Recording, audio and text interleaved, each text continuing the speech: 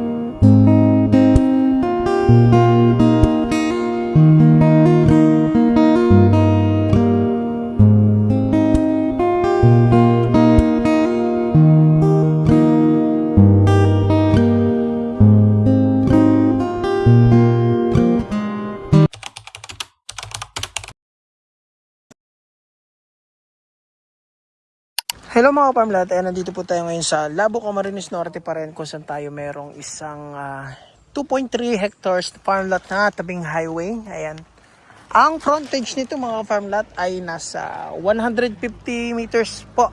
Ayan, mula dun sa dulo ng barandilya na yan hanggang doon. Tapos yung terrain po ng lupa, banayad po siyang pababa. Ayan.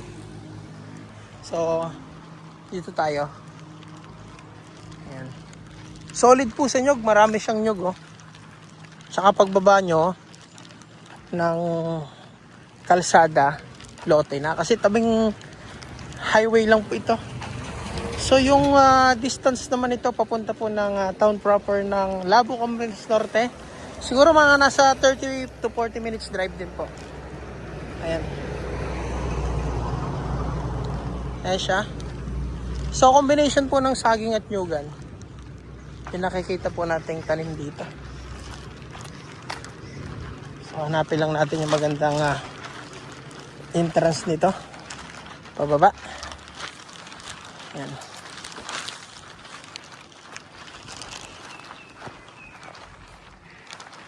Tabing highway.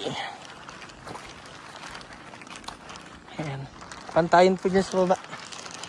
So hinahanap lang natin yung magandang daan. Ito po. Ito na, nakita ko na yung daan.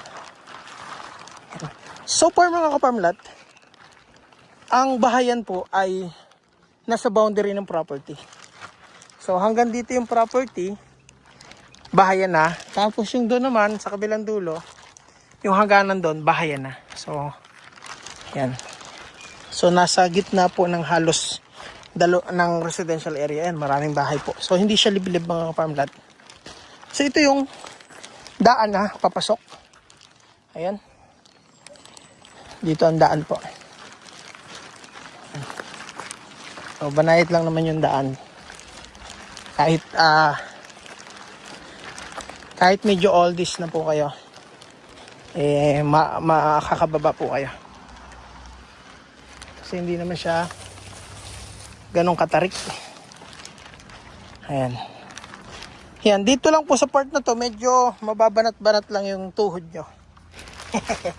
Yan. Yan po. Yung pag-ahon ng konti. Konti lang naman. Then, pag nandito na kayo, ito na po yung bubungad sa inyo. Yan. So, nyugan na Carabao grass po. Yan. So, solid po sa nyog. Yan. Marami po siya nyog. Yan. Maganda po yung terrain ng lupa dito. Pwede nyo po siyang gawing manok panabong farm. Yan. Kasi Carabao grass naman po ang ilalim ng nyugan. So, may langka. Yan po, may langka siya. Langka. Tapos may nakikita po tayo mga pili nut. Yan. May mga pili.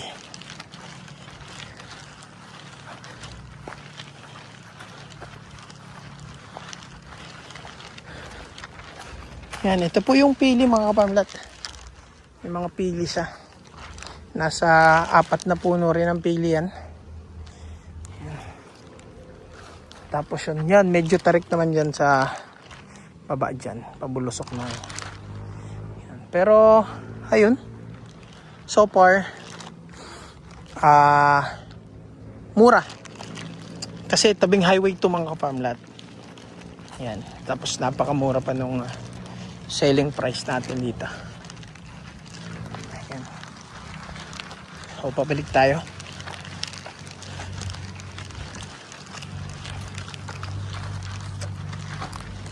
Pwede na to.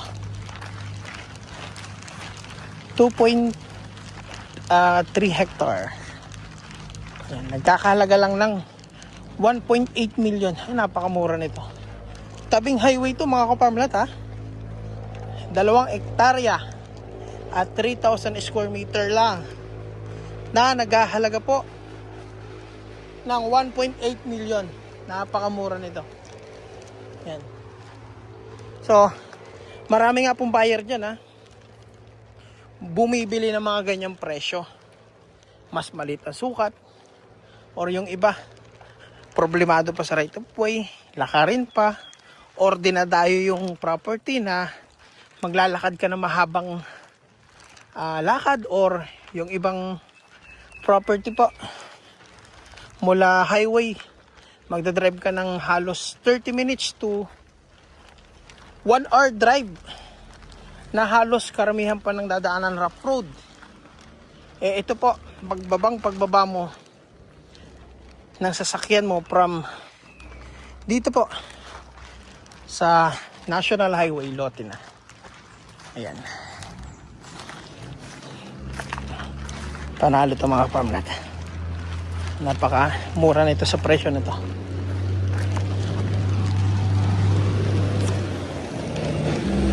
So yan.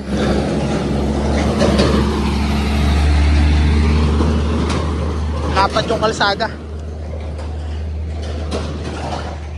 Kung magpapark po kayo, pwede kayo magpark oh. Yan, sa gilid yan. Kaya dito banda. Yan. Panalo to. Ayan o, yung kabilang dulo. Bahayan din po siya oh. Yan. Kaya hindi liblib ang property mga farmland. Yan mga farmland. Dalawa pala yung babaan dito. So isa dun sa binabaan natin kanina, ikalawa dito. Yan, ito naman yung isa. Yan, banaya din pababa. Yan. Ito. Yan, tapos bababa ka dito.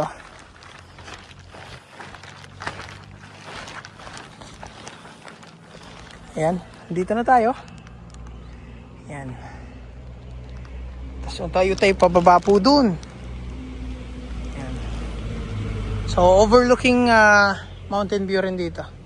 So, umikot lang po yung kalsada. Kaya makikita nyo po doon, kalsada pa rin. Ayan po, kalsada pa rin yan.